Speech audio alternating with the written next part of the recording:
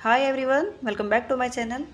Students, आज हम पढ़ने वाले हैं क्लास 10th के चैप्टर 1 की एक्सरसाइज का सॉल्यूशन जिसमें सारे क्वेश्चंस को हम आज कवर करेंगे, वो भी बहुत इजी वे में। तो चलिए बिना टाइम वेस्ट करे क्वेश्चन देखते हैं। क्वेश्चन नंबर 1 क्या है? Which of the statement about the reaction below the incorrect. मतलब ये जो रिएक्शन है इसमें कौन सी हमारी स्टेटमेंट इनकरेक्ट है। तो देखिए रिएक्शन क्या है, लेड ऑक्साइड और कार्बन आपस में रिएक्ट कर रहे हैं और हमारा क्या बन रहा है, लेड और कार्बन डाइऑक्साइड। तो इसमें बोला है कि lead is getting reduce, carbon dioxide is getting oxidize, carbon is getting oxidize, या फिर lead oxide is getting reduce. तो इसमें हमें रॉन्ग स्टेटमेंट बतानी है कौन सी है, तो इसका ऑप्शन नंबर 1 जो होगा वो करेक्ट होगा। नेक्स्ट क्वेश्चन देखते हैं। एमसीक्यूज को हम ज़्यादा अच्छे से नहीं पढ़ेंगे, फटाफट हम देखेंगे और क्वेश्चंस। नेक्स्ट क्वेश्चन है हमारा Fe2O3 plus 2Al Al2O3 plus Fe। तो इसमें देखिए आप ध्यान से अगर आप देखें तो ये Fe और ये Al ये दोनों मेटल्स हैं जो कि हमें पता है कि एक हाई रिएक्टिव है, एक लो रिएक्टिव है। तो इसमें ये जो हमारी एल्यूमिनियम है ये हाई रिएक्टिव है जो लो रिएक्टिव के साथ में एक्सचेंज हो रही है, राइट। तो ये जो रिएक्शन है स्टूडेंट्स, अगर आपने केमिकल रिएक्शंस पढ़ी होगी तो हाई रिएक्टिव मेटल लो रिएक्टिव मेटल के साथ में जब एक्सचेंज हो जाती है तो ये हमारी डिस्प्लेसमेंट रिएक्शन होती है। तो यही हमसे पूछा है कि the above equation is the example of combination, double displacement, combination या डिस्प्लेसमेंट रिएक्शन। तो बच्चों ये है डिस्प्लेसमेंट रिएक्शन, तो हमारा ऑप्शन नंबर 4 होगा करेक्ट। मैंने यहाँ पे एक्सप्लेनेशन में लिखा हुआ है, तो in this reaction high reactive metal are replace low reactive metal, so this is displacement reaction. I hope आपको क्वेश्चन समझ में आ गया होगा। नेक्स्ट क्वेश्चन देखते हैं, question number 3। What happens when dilute HCl is added to iron fillings? Tick the correct answer. इन्होंने कहा कि जब हम डाइल्यूट HCl की आयरन के साथ में रिएक्शन कराते हैं तो इसमें क्या निकलता है। तो ऑप्शन नंबर 1 है कि नो रिएक्शन टेक प्लेस, कोई रिएक्शन नहीं होती। सेकंड ऑप्शन है क्लोरीन गैस निकलती है और साथ में निकलता है iron hydroxide. And third option है हमारा हाइड्रोजन गैस निकलती है और फेरिक क्लोराइड निकलता है। And last option is iron salt निकलता है और वाटर फॉर्मूला होता है। तो चलिए मैं आपको रिएक्शन ही करके दिखा देती हूँ ताकि आप समझ ले। तो मैं यहाँ पर थोड़ी सी स्पेस में लिख रही हूँ, तो आप यहाँ से प्लीज़ देख लेना। तो देखिए डाइल्यूट HCl दैट मीन हमें लेना है HCl, और उसके में रिएक्शन किसके साथ में करानी है यहाँ पर बच्चों, हमें करानी है आयरन मतलब Fe के साथ में। तो जब हम इसकी Fe के साथ में रिएक्शन कराएंगे तो बच्चों इसको बैलेंस कर लेंगे, तो हमारा यहाँ पर निकलेगा FeCl3 और साथ में हमारे यहाँ से निकल जाएगी H2 गैस। तो बैलेंस करेंगे तो यहाँ पर ये बैलेंस हो जाएगा, 3 आएगा यहाँ पर। बैलेंस करके हम देख लेंगे तो ये हमारा क्या निकल के आ जाएगा, FeCl3 और H2। तो हमारा ऑप्शन नंबर 3 जो है वो करेक्ट होगा। नेक्स्ट क्वेश्चन देखते हैं, question number 4। What is the balance equation, why should chemical equation be balance. मतलब इन्होंने कहा कि हमारा केमिकल इक्वेशन होती क्या है और उसको हम बैलेंस क्यों करते हैं। तो सीधी सी बात है, बैलेंस केमिकल इक्वेशन वो होती है जिसमें रिएक्टेंट और प्रोडक्ट, आपने रिएक्शन पढ़ी होगी, एक तरफ रिएक्टेंट होता है एक तरफ प्रोडक्ट होता है। तो ऐसी रिएक्शन जिसमें रिएक्टेंट और प्रोडक्ट दोनों साइड एटम्स जो होते हैं वो इक्वल होते हैं। मतलब इधर 4 कार्बन है तो इधर भी 4 कार्बन हो चाहिए, इधर हाइड्रोजन 4 है तो इधर भी, मतलब जितने इधर है उतने इधर होने चाहिए। तो इसको हम बोलते हैं balance chemical equation. Why should chemical reaction balance, इसको हमें बैलेंस क्यों करना चाहिए। तो बैलेंस हमें इसलिए करना चाहिए क्योंकि ये कंजर्वेशन ऑफ मास को सेटिस्फाइड करती है। दैट मीन कंजर्वेशन ऑफ मास में ये बोला गया है कि हमारी जो रिएक्टेंट है, जो भी हमारा सब्सटेंस है, उसको हम अपनी मर्जी से डिस्ट्रॉय नहीं कर सकते। वो जितना होगा उतना ही होगा, जितना रिएक्टेंट में होगा उतना ही वो प्रोडक्ट में होगा। तो हम इस लॉ को फॉलो करते हैं, इसलिए हम केमिकल इक्वेशन को बैलेंस करते हैं। तो देखिए डेफिनेशन क्या है, a chemical reaction in which the total number of atom is same on both side. मतलब टोटल नंबर ऑफ एटम जो होगा वो दोनों तरफ सेम होंगे, यानी कि रिएक्टेंट एंड प्रोडक्ट। तो जैसे reactant and product is also called balance chemical equation. इसको अभी हमने पूछा कि क्यों इसको बैलेंस करना चाहिए, तो वाई नीडेड, तो to satisfy the law of conservation of mass, जो मैंने अभी जस्ट आपको बताया कि law of conservation of mass ये बोलता है कि हम जो हमारा सब्सटेंस होता है उसको हम ना ही खुद अपनी मर्जी से डिस्ट्रॉय कर सकते हैं और ना ही हम उसको ऐड कर सकते हैं। जितना है वो उतना ही रहेगा, जितना रिएक्टेंट की तरफ है उतना ही वो प्रोडक्ट की तरफ होगा। ओके, क्वेश्चन नंबर 5 देखते हैं। Translate the following statement into chemical equation. इसमें हमें केमिकल इक्वेशन बनानी है जो मैं आपको बच्चों बनानी सिखाऊंगी। एक आपका टॉपिक बच्चों ध्यान रखना, बैलेंस केमिकल इक्वेशन है, वो मोर इंपॉर्टेंट है, वो हम आगे पढ़ेंगे। तो पहले हम इसको देख लेते हैं। देखो, hydrogen gas combine with nitrogen, जब हम हाइड्रोजन गैस की रिएक्शन करते हैं किसके साथ करेंगे, नाइट्रोजन, तो यहाँ पे मैंने ले लिया N2, तो क्या बनेगा, इन्होंने कहा कि हमारा बनेगा अमोनिया, तो देखो NH3 बन जाएगा अमोनिया। तो अब हमें इसको बस बैलेंस करना है। देखो यहाँ पर हाइड्रोजन 2 है, यहाँ पर हाइड्रोजन 3 है, यहाँ पर नाइट्रोजन 2 है, यहाँ पर 1 है, तो मैंने यहाँ पर 2 से मल्टीप्लाई कर दिया। अब देखो नाइट्रोजन बैलेंस हो गया, यहाँ भी 2 है, यहाँ भी 2 है। अब हाइड्रोजन जो है वो 3 2 जा 6 है, राइट, और यहाँ पर कितनी है 4, तो मैं यहाँ 3 से मल्टीप्लाई कर दूंगी, तो ये हमारी क्या निकल के आ जाएगी बच्चों, अमोनिया। एंड ये आपको पता ही है hydrogen and nitrogen. Next equation देखते हैं, hydrogen sulphide gas burns into air to give water and sulphur dioxide. Hydrogen sulphide क्या होता है बच्चों, हमें पता है हाइड्रोजन सल्फाइड को बोलते हैं हम H2S। तो वो किसके साथ बर्न कर रहा है, ऑक्सीजन के साथ। तो यहाँ पर हम किससे उसकी रिएक्शन करेंगे, O2 के साथ में। तो हमारा क्या बन रहा है, इनटू गिव वाटर, हमारी वाटर की फॉर्म बन रही है, एंड एक हमारा निकल रहा है सल्फर डाइऑक्साइड मीन्स SO2। अब स्टूडेंट्स हमें इसको क्या करना है, बैलेंस करना है। अब बैलेंस करने के लिए देखिए क्या है, अगर मैं यहाँ पे सल्फर देखूँ, यहाँ पे सल्फर कितने हैं, 1 1, यहाँ पे सल्फर कितने हैं 1, तो सल्फर तो बैलेंस है। अब मैं बात करूँ हाइड्रोजन की, तो यहाँ पर हाइड्रोजन कितने हैं 2, एंड यहाँ पर हाइड्रोजन क्यों है, हाइड्रोजन बैलेंस है। लेकिन अगर मैं ऑक्सीजन की बात करूँ, यहाँ पर ऑक्सीजन कितने हैं 2, और यहाँ पर ऑक्सीजन कितने हैं 2 और 1 3, तो हमारी ऑक्सीजन बैलेंस नहीं है। तो सबसे पहले हम क्या करते हैं, ऑक्सीजन बैलेंस करके देखते हैं। तो यहाँ पर देखिए, अगर मैं यहाँ पर 2 लगा दूँ, तो अब ऑक्सीजन हमारी कितनी हो जाएगी, 2 और 2 4 ऑक्सीजन हो जाएगी, ठीक है। और यहाँ पर कितनी है हमारी 2 है।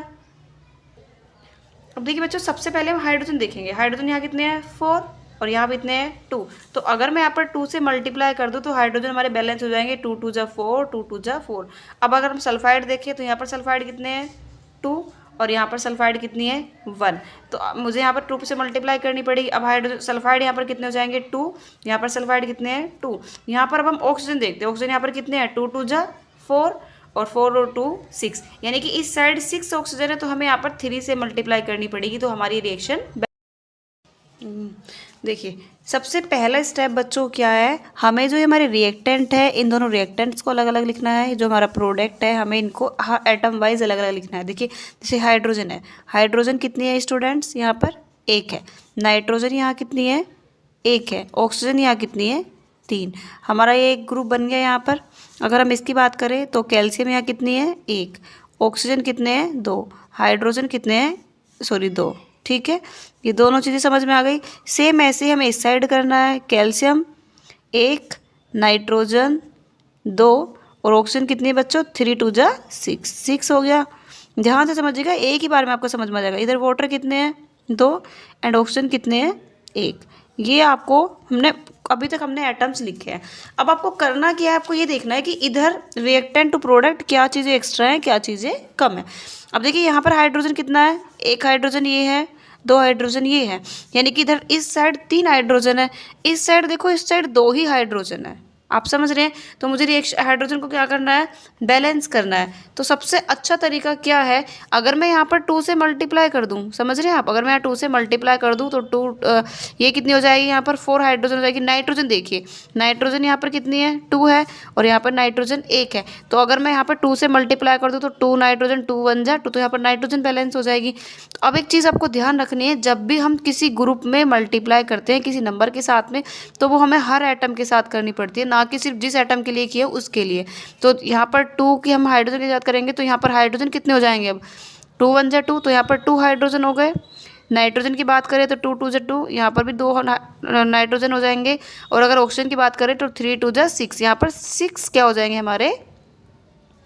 थोड़ा सा अगर मैं लिख के बताऊंगी तो कटिंग पिटिंग ज़्यादा हो जाएगी, तो आप समझ लीजिए, चलो ठीक है। तो यहाँ पर हमारे फिलहाल हाइड्रोजन 2 हो गए, राइट। तो यहाँ पर हाइड्रोजन 2 इधर है, 2 इधर है, 4 हाइड्रोजन हो गए। लेकिन यहाँ पर तो हाइड्रोजन इस साइड, तो हाइड्रोजन कितने हैं 2 ही हैं। तो अगर अब देखिए मैं क्या कर सकती हूँ यहाँ पर, अब देखिए अगर मैं यहाँ पर 2 से मल्टीप्लाई कर दूँ, तो अब देखिए 2 2 जा 4, 2 1 जा 2। अब यहाँ पर हाइड्रोजन कितने हो गए 4, और ऑक्सीजन कितने हो गए 2। अब देखते हैं, अब ऑक्सीजन देख लेते हैं। सबसे पहले ऑक्सीजन यहाँ कितनी है 6, तो हमारे पास ये है, और 2 हमारे पास ये है, तो 6 और 2 8 ऑक्सीजन हो गए हमारे यहाँ पर ऑक्सीजन 6 ऑलरेडी हैं, 8 ही है, तो हमारी ऑक्सीजन बैलेंस हो गई, राइट। कैल्शियम यहाँ पर 1 है, यहाँ पर 1 है, नाइट्रोजन यहाँ पर 2 है, यहाँ पर 2 है, हाइड्रोजन 4, हमारे सब कुछ हमारा क्या हो गया, बैलेंस हो गया। तो हमने क्या किया, हमने एक तो अब ध्यान रखना है कि जिस भी ग्रुप में हम जितने नंबर से मल्टीप्लाई करते हैं उसको हम रिएक्शन में लिखेंगे। तो इसमें हमने 2 से मल्टीप्लाई की तो यहाँ पर हमारा 2 आ जाएगा, इसमें हमने 2 से मल्टीप्लाई करी तो यहाँ पर भी हमारा 2 आ जाएगा। तो हमारी जो बच्चों फाइनल रिएक्शन है वो क्या निकल के आएगी, हमारी फाइनल रिएक्शन होगी 2HNO3 प्लस CaOH का ट्वाइस, और ये बन जाएगी CaNO3 का ट्वाइस प्लस 2H2। ये हमारी बैलेंस इक्वेशन है जिसमें यहाँ पर 2 और यहाँ पर क्या आया है, 2 आया है। नेक्स्ट इक्वेशन देखते हैं। देखिए बच्चों, अगर मैं सारी इक्वेशन को इस तरह से समझाऊंगी तो बहुत टाइम लग जाएगा। ये लास्ट रिएक्शन है जो हम देखेंगे, तो और आप खुद से कोशिश करेंगे करने की। तो Na 1 है, O भी 1 है, H भी 1 है, ये हमारा एक ग्रुप बना गया है। दूसरे ग्रुप में H कितने हैं, 2, S कितने हैं, 1, और O कितने हैं, 4। ये तो बहुत ईजी चीज़ें जो आप समझ रहे होंगे। Na कितने हैं इधर, 2, S कितना है इधर, 1, और ऑक्सीजन कितनी है इधर, 4, राइट। हाइड्रोजन कितने इधर, 2, और ऑक्सीजन कितने इधर, 1। ये हमने बैलेंस कर दिया, मतलब लिख दिया फिलहाल। अब एक नाइट्रोजन इधर 1 है, इधर नाइट्रोजन 2 है, ठीक है। तो अगर मैं इसकी 2 से डायरेक्टली देखती हूँ, 2 से मल्टीप्लाई कर दूँ तो अब नाइट्रोजन इधर 2 हो जाएगी, देखो Na सॉरी, तो देखो 2 1 2, तो यहाँ ये 2 हो गई। अब हमें पता सब में करनी पड़ेगी, तो ये भी हमारा 2 हो जाएगा, और 2 1 2 ये भी हमारा 2 हो जाएगा। अब देखिए सोडियम 2, ऑक्सीजन की बात करें तो देखो 4 तो ये रहे, 2 ये, तो हमारी इधर इस साइड जो ऑक्सीजन है वो 6 हो जाएंगी, राइट। और इधर कितनी है, देखो 4 ये रही और ये 1 है, तो 5 हो गए, लेकिन हमें कितनी चाहिए, 6 चाहिए। तो अगर मैं इसकी 2 से मल्टीप्लाई कर दूँ तो 2 2 जा 4 और 2 1 जा 2। अब हमारी ऑक्सीजन बैलेंस हो गई, देखो 2 और 4 6, 4 और 2 6। अब हाइड्रोजन देखते हैं, हाइड्रोजन इधर कितने हैं, देखो 2 और 2 4, तो इधर हाइड्रोजन देखो 2 से मल्टीप्लाई करी थी तो 4, तो हमारी सब चीज़ें क्या हो गई बच्चों, बैलेंस हो गई। तो देखो हमने किस किस में मल्टीप्लाई किससे की, हमने इस ग्रुप में 2 से मल्टीप्लाई की, तो यहाँ पर आगे क्या आ जाएगा, हमारा 2 आ जाएगा। और इस ग्रुप में हमने 2 से मल्टीप्लाई की, तो इस ग्रुप में हमारा आगे क्या आ जाएगा, 2। तो ये दो चीज़ें हमने क्या करी है, छेड़ी हैं। तो इसका इक्वेशन क्या बनेगी, इसकी इक्वेशन बनेगी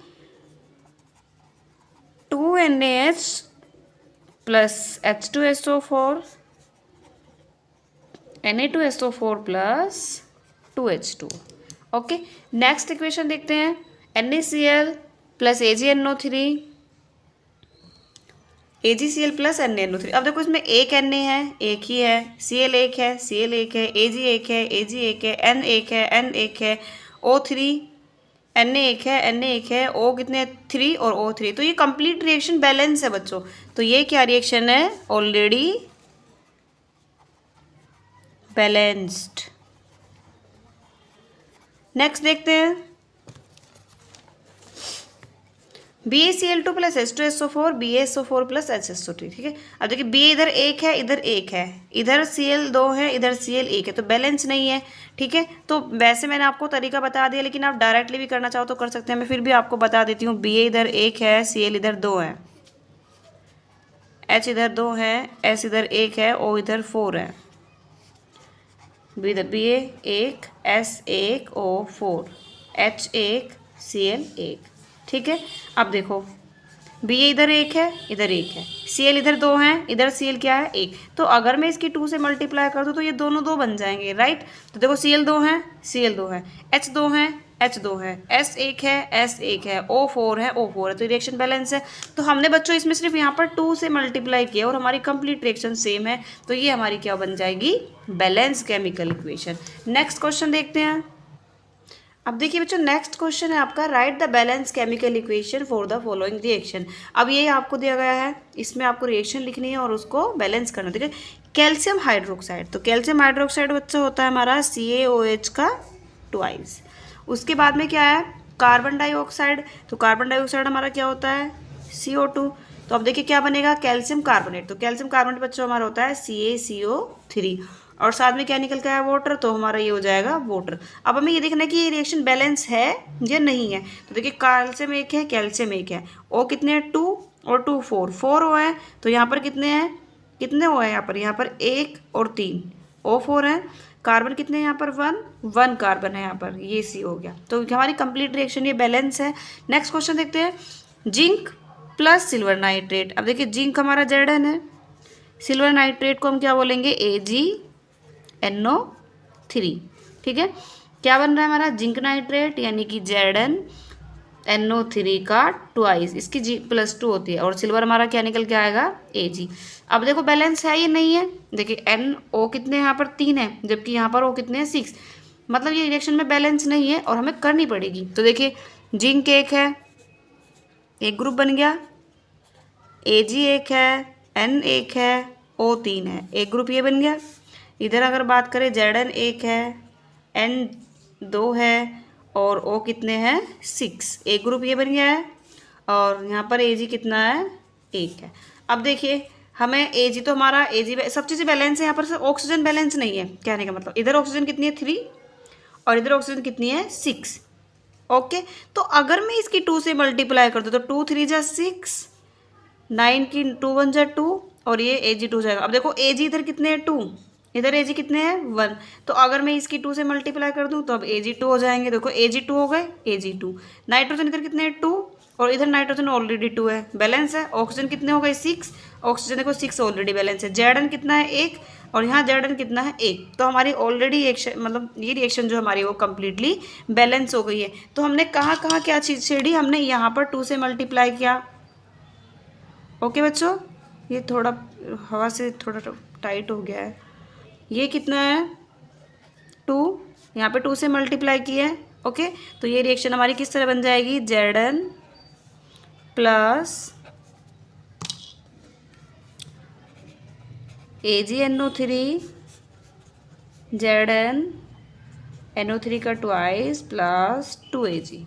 ओके, नेक्स्ट क्वेश्चन देखते हैं, एल्यूमिनियम कॉपर क्लोराइड। एल्यूमिनियम हमारा होता है स्टूडेंट्स Al, कॉपर क्लोराइड हमारा क्या होगा CuCl2, और एल्यूमिनियम क्लोराइड हमारा होगा AlCl3 और कॉपर हमारा निकल जाएगा ये। अब देखो बैलेंस है, क्लोराइड इधर 3 है इधर 2 है, तो सीधी सी बात है हमें बैलेंस करना पड़ेगा। ये 1 है, कॉपर 1 है, Cl2 है, इधर एल्यूमिनियम 1 है, Cl3 है और इधर कॉपर 1 है। अब देखो सबसे पहले जो देखो इधर 2 है इधर 3 है, तो एल्यूमिनियम 3 है इधर 2 है, तो अगर मैं इसकी 3 से मल्टीप्लाई कर दूं 3 2 6 और इसकी कर दूं 2 से मल्टीप्लाई, तो देखो रिएक्शन बैलेंस हो जाएगी। देखो Al कितने हो गए 2 और Cl कितने हो गए 3, इधर Cu कितने हो गए 2 और Cl कितने हो गए 6। अब देखो Al 1 है, Al इधर कितने हो गए अब 2, तो मुझे इसमें 2 से मल्टीप्लाई करनी पड़ेगी। अब समझ रहे हो आप, तो Al कितने हो गए 2, Al कितने हो गए 2, Cu कितने हो गए 2। अब देखो Cu 1 है तो मुझे इसमें भी 2 से मल्टीप्लाई करनी पड़ेगी। अब ये 2 हो गया तो Cu भी 2 हो गए।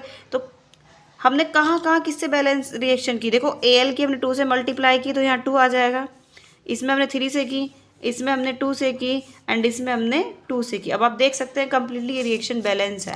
नेक्स्ट क्वेश्चन देखते हैं। अब ये क्वेश्चन बच्चों आपको खुद से करना है, आप खुद से ट्राई करेंगे। बेरियम क्लोराइड हो जाएगा आपका यानी कि BaCl2, बैलेंस आपको खुद से करना है। मैं रिएक्शन लिख देती हूँ, BaCl2, पोटेशियम सल्फेट होता है आपका K2SO4 और निकलेगा आपका क्या, बेरियम सल्फेट यानी कि BaSO4 और यहाँ से आपका क्या निकलेगा, पोटेशियम क्लोराइड यानी कि क्या हो जाएगा KCl। आपको इसको खुद से बैलेंस करना है, खुद से देखना है। ओके, ये देखिए नेक्स्ट क्वेश्चन है बच्चों, right the following equation for the following and the type of the reaction. मतलब ये एक इक्वेशन है, पहले हमको उनको ट्रांसलेट करना है फॉर्मूले में और उसके बाद हमें ये बताना है कि कौन सी इक्वेशन है। तो आप मैंने डायरेक्टली लिख दिया है बट आप खुद से बना के देखिए कि पोटेशियम ब्रोमाइड हमारा होता है KBr, उसके बाद में क्या है प्लस बेरियम आयोडाइड हमारा होता है BaI2, तो उसके बाद में पोटेशियम आयोडाइड बना और क्या बना, बेरियम ब्रोमाइड। पोटेशियम आयोडाइड और क्या बनता है, बेरियम ब्रोमाइड। इसको बैलेंस कर लेंगे। अब देखो बच्चों ये पूछा है कि identify the type of the reaction, ये कौन सी रिएक्शन है। अब आप देख सकते हो बच्चों यहाँ पर KBr और ये जो हमारे 2 सोल्ट हैं जिसमें प्लस माइनस है, तो यहाँ पर आप देख सकते हो आयंस का एक्सचेंज हो रहा है, पॉजिटिव वाला नेगेटिव वाले के साथ में, नेगेटिव वाला पॉजिटिव वाले के साथ में जा रहा है। समझ में आ रहा है। तो आयंस का एक्सचेंज किस में होता है, हम सबको पता है कि डबल डिस्प्लेसमेंट रिएक्शन में आयन का एक्सचेंज होता है। तो वही चीज़ यहाँ पर बताई है। और बैलेंस करना मैं आपको पहले भी सिखा चुकी हूँ, तो कहाँ टू कैसे टू आया, कैसे कहाँ टू आया, वो आप पीछे से देख सकते हैं। नेक्स्ट क्वेश्चन देखिए नेक्स्ट है जिंक कार्बोनेट और क्या बन रहा है हमारा, कार्बन डाइऑक्साइड और जिंक ऑक्साइड। जिंक कार्बोनेट से जिंक ऑक्साइड और कार्बन, अब देखो एक तो हमारा प्रोडक्ट है, सॉरी रिएक्टेंट है, और दो बन रहे प्रोडक्ट। तो एक रिएक्टेंट से दो प्रोडक्ट किस में बनते हैं, डिकम्पोजिशन रिएक्शन में। देखिए बच्चों नेक्स्ट है हाइड्रोजन और क्लोरीन की जब रिएक्शन कराते हैं तो हमारा क्या बनता है, हाइड्रोजन क्लोराइड गैस।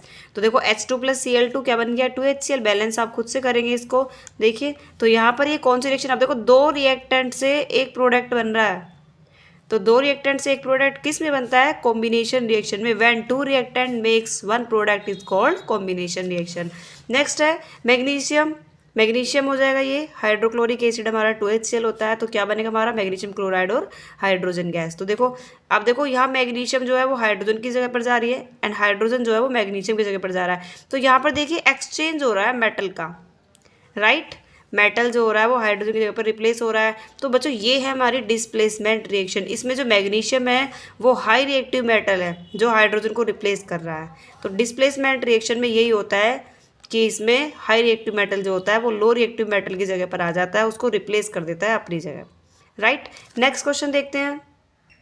अब देखिए बच्चों हमने मोस्टली जो क्वेश्चन समझने वाले थे वो हमने सोल्व कर लिए। अब हम फटाफट थ्योरी वाले क्वेश्चन पढ़ेंगे। अभी फर्स्ट क्वेश्चन है, देखिए what does the one mean of the exothermic and endothermic reaction, give example. यहाँ पर आप देख सकते हैं मैंने बहुत ही इजी डेफिनेशन लिखी है, मैं आपको डायरेक्टली बता सकती हूँ। एक्सोथर्मिक और एंडोथर्मिक रिएक्शन होता क्या है, इसमें जो होता है हीट का एक्सचेंज होता है। कुछ रिएक्शन में हीट रिलीज होती है और कुछ में हीट जो होती है वो एब्जॉर्ब होती है, ऐड होती है। तो देखो बच्चों एक्सोथर्मिक रिएक्शन जो होता है उसमें क्या होता है, हीट रिलीज होती है, मीन्स हीट निकलती है। तो देखो एग्जांपल है C+O2 CO2, और देखो यह हीट रिलीज हो रही है। बच्चों ये बहुत ही बेसिक मैंने डेफिनेशन लिखी है, the reaction in which heat is release is called exothermic reaction. बस इसमें आपको हीट इज रिलीज याद रखना और कुछ भी नहीं है इसमें, इतना भी नहीं कर सकते हो क्या आप लोग। एंडोथर्मिक में क्या है, वहाँ पर क्या आ जाएगा, हीट इज एब्जॉर्ब। देखो ये लिखा है हीट इज एब्जॉर्ब। डायरेक्टली भी आप लिख सकते हो, अगर मान लो आप नहीं पढ़ पा रहे हो तो आप एटलीस्ट इतना पढ़ लीजिए, heat is absorb, heat is release. नहीं याद आता है तो एक्सोथर्मिक रिएक्शन में आप डायरेक्टली लिख के आ सकते हैं, heat is absorb is called exothermic reaction. ये मैंने एग्जाम्पल लिखा है, ये दोनों एग्जाम्पल देख लीजिएगा, और ऐसे नीचे भी दो एग्जाम्पल्स हैं, ये एग्जाम्पल आप देख लीजिएगा, N2+O2 2NO, और यहाँ पर देखिए क्या हो रहा है, हीट एब्जॉर्ब हो रही है। नेक्स्ट क्वेश्चन है, why is respiration considered an exothermic reaction explain। इसमें ये कहा गया है कि जो हमारी एक्सोथर्मिक रिएक्शन है तो इसमें रिस्पिरेशन इज एक्सोथर्मिक, क्यों, बिकॉज एनर्जी जो हो रही है वो रिलीज हो रही है। कब, जब ग्लूकोज का क्या हो रहा है, ऑक्सीडेशन हो रहा है। तो ग्लूकोज के ऑक्सीडेशन होने के टाइम पे जो हमारी एनर्जी होती है वो रिलीज होती है, इसलिए जो हमारी एक्सोथर्मिक रिएक्शन है, मतलब जो रिस्पिरेशन है वो एक्सोथर्मिक है। ओके, नेक्स्ट क्वेश्चन है, Why are decomposition reaction called the opposite of combination reaction। मतलब डिकम्पोजिशन जो है वो कॉम्बिनेशन के जस्ट अपोजिट की होती है। आपने देखा ना कि जो हमारी कॉम्बिनेशन होती है उसमें दो रिएक्टेंट से एक प्रोडक्ट बनता है और डिकम्पोजिशन में एक से दो बनता है। तो वो पूछा है इसमें क्यों बताता है। तो इसका देखिए सिंपल सा आंसर है, डिकम्पोजिशन रिएक्शन जो होती है वो are opposite the combination reaction because, यहाँ तक तो आप क्वेश्चन से देख सकते हैं, one substance break into two and more substance. वो इसलिए होती है क्योंकि इसमें जो हमारा एक सबस्टेंट होता है वो दो से, मतलब जो हमारी कॉम्बिनेशन है, सॉरी डिकम्पोजिशन है, वो दो पार्ट्स में टूटती है। तो देखो ये डिकम्पोजिशन का एग्जांपल दिखा गया है, कैल्शियम कार्बोनेट और CaO और CO2 में ये टूट रही है, तो ये इसलिए है। ठीक है, नेक्स्ट क्वेश्चन देखते हैं, right an equation each of decomposition reaction where energy is supplied in the form of heat, light and electricity। तो इसमें देखो क्या कहा गया है कि हीट, लाइट और इलेक्ट्रोसिटी जो है वो किसके टाइप है। तो हीट, लाइट और इलेक्ट्रोसिटी जो है बच्चों वो डिकम्पोजिशन रिएक्शन के टाइप है। अब देखो मैं आपको इसकी रिएक्शन भी बता देती हूँ फटाफट कब हीट होती है। तो थर्मल डिकम्पोजिशन में क्या होता है, हीट लेते हैं, जैसे हमारे कैल्शियम कार्बोनेट लिया और उसको हीट किया तो कैल्शियम ऑक्साइड और कार्बन डाइऑक्साइड निकला है। नेक्स्ट है बच्चों लाइट फोटोलाइटिक भी बोल सकते हो, फोटोकेमिकल रिएक्शन। इसमें जो हमारी ये सनलाइट की प्रेजेंस में रिएक्शन होती है जिससे ये बनता है। और इलेक्ट्रोलाइटिक में हमको करंट दिया जाता है, इलेक्ट्रिसिटी दी जाती है, जैसे वाटर है ये H2 और O2 में कन्वर्ट हो जाएगा। क्वेश्चन नंबर 3 है, what is the difference between displacement and double displacement reaction. बच्चों ये क्वेश्चन मैं आपको पहले भी करा चुकी हूँ। डिस्प्लेसमेंट में क्या होता है, हाई मेटल लो मेटल को एक्सचेंज कर देती है, और डबल डिस्प्लेसमेंट में क्या होता है, आयन का एक्सचेंज होता है। ये रिएक्शन आप पीछे से पढ़ सकते हैं। नेक्स्ट क्वेश्चन देखते हैं, इन the refining of silver the recovery of silver from silver nitrate solution involve displacement reaction by copper metal. Write down the reaction involve. कौन सी रिएक्शन इन्वॉल्व हो रही है ये पूछा है, तो इसका सिंपल सा आंसर यहाँ से लिख सकते हैं आप, in the refining of silver a displacement reaction take place. देखिए यहाँ से, when copper metal is added to silver nitrate solution copper being more reactive. तो देखो कॉपर यहाँ पे मोर रिएक्टिव है सिल्वर से, तो ये इसको रिप्लेस कर देगी तो डबल डिस्प्लेसमेंट रिएक्शन बन जाएगा। नेक्स्ट क्वेश्चन है, why do you mean by precipitate reaction explain. मतलब इसमें हमसे पूछिए प्रिसिपिटेट रिएक्शन क्या होती है। तो बच्चों मैंने यहाँ पर डेफिनेशन छोटी सी डेफिनेशन लिख दिया है, the precipitate reaction is the reaction in which, मतलब ऐसी रिएक्शन होती है यहाँ से two aqueous solution react to form a insoluble solid. मतलब जब दो एक्वस सॉल्यूशन आपस में रिएक्ट करते हैं और एक पीपीटी सॉल्यूशन यानी कि वाइट पीपीटी, मतलब कोई भी पीपीटी आ सकती है, ऐसा इनसोल्यूबल सोल्ट बनाते हैं, इनसोल्यूबल सॉरी, तो हमारा क्या होता है, ये पीपीटी रिएक्शन होती है। नेक्स्ट क्वेश्चन है, explain the following in the term of gain and loss of oxygen and. इसमें बच्चों गेन एंड लॉस की बात करिए ऑक्सीजन की, that mean oxidation and reduction की बात हो रही है। ऑक्सीडेशन रिडक्शन मैं आपको आगे पढ़ा चुकी हूँ, फिर भी एक बार बता देती हूँ। जब ऑक्सीजन का एडिशन हो रहा हो तो वो ऑक्सीडेशन होता है, और जब ऑक्सीजन का लॉस हो रहा हो तो वो रिडक्शन होता है। नेक्स्ट क्वेश्चन देखते हैं। देखिए बच्चों, अब थ्योरी वाले क्वेश्चन चल रहे हैं तो प्लीज़ आप खुद से भी थोड़ा सा देख लीजिए। ए शाइनी ब्राउन कलर एलिमेंट, कोई शाइनी ब्राउन कलर का एलिमेंट है जिसको एक्स बोला है, उसको हीट कर रहे हैं एयर की प्रेजेंस में, तो वो ब्लैक कलर में कन्वर्ट हो रहा है। तो उस एलिमेंट का नाम पूछा है, और ब्लैक कलर जो होता है वो क्यों बन रहा है ये पूछा है। तो मैंने यहाँ पर आंसर लिख दिया, आप खुद से पढ़ लीजिएगा। वो कलर हमारा, वो एलिमेंट होता है हमारा मेटल, और वो मेटल ऑक्साइड में कन्वर्ट हो जाता है एयर की प्रेजेंस में। राइट, नेक्स्ट क्वेश्चन देखते हैं, why do you apply the paint on the iron articles. मतलब जो हम पेंट वगैरह होते हैं वो हम लोहा जो होता है, आयरन को लोहा बोलते हैं, उस पर क्यों अप्लाई करते हैं। तो क्यों अप्लाई करते हैं बच्चों, कोरोजन से बचने के लिए हम क्या करते हैं, पेंट करते हैं किस पर, मेटल्स पर, आयरन, बहुत सा आयरन्स वगैरह पर। ठीक है, तो ये इसका आंसर है, यहाँ से आप देख लीजिए। नेक्स्ट क्वेश्चन है बच्चों, oil and fat containing food item are flushed with the nitrogen why. मतलब ऑयल और फैट जो होते हैं, जो ये बनते हैं, फूड आइटम जो बनते हैं, वो नाइट्रोजन की प्रेजेंस में फ्लश्ड किया जाता है, क्यों। तो देखिए बच्चों, इसका ये सीधा सा आंसर है, food items containing oil and fat. हमको पता है कि फूड आइटम जो होते हैं वो ऑयल और फैट से मिलकर बने होते हैं। ठीक है, तो उनको नाइट्रोजन गैस द्वारा, नाइट्रोजन गैस के थ्रू जो होता है वो प्रिवेंट किया जाता है उसके ऑक्सीडेशन के थ्रू। तो ऑक्सीडेशन से क्या होता है, ऑक्सीडेशन ऑफ फैट, ऑक्सीडेशन से जो होता है हमारे फैट जो होते हैं, ऑयल होते हैं, वो रेंसिडिटी का कारण बन जाते हैं, जिससे क्या होता है, बैड स्मेल आती है, टेस्ट खराब हो जाता है।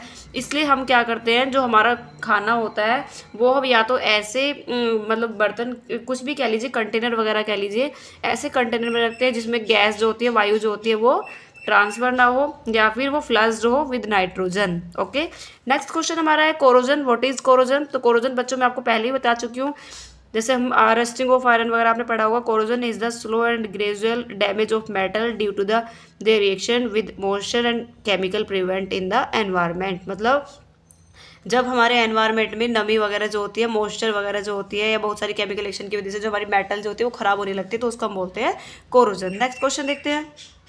ऐसे ही बच्चों ये रैंसिडिटी है, रैंसिडिटी को बोलते हैं जब हमारा खाना खराब होने लगता है तो हम उसको बोलते हैं रैंसिडिटी। तो rancidity is the process which oil and fat in food get oxidize with expose to air. मतलब वही बताया कि हमारा जो खाना खराब होने लगता है वो किसकी वजह से होने लगता है, तो हम उसको प्रिवेंट कैसे कर सकते हैं, ये प्रिवेंट है यहाँ पर। और जैसे हमारे एग्जाम्पल में बटर, चिप्स, फ्राइड स्नैक, ये सब चीज़ें हैं, तो इन सब चीज़ों को आप ज़्यादा देर तक खुला छोड़ देंगे तो वो खराब होने लगती है। आई होप बच्चों आपको वीडियो अच्छी लगी होगी। अगर आपको वीडियो अच्छी लगी तो प्लीज़ चैनल को लाइक, शेयर और सब्सक्राइब जरूर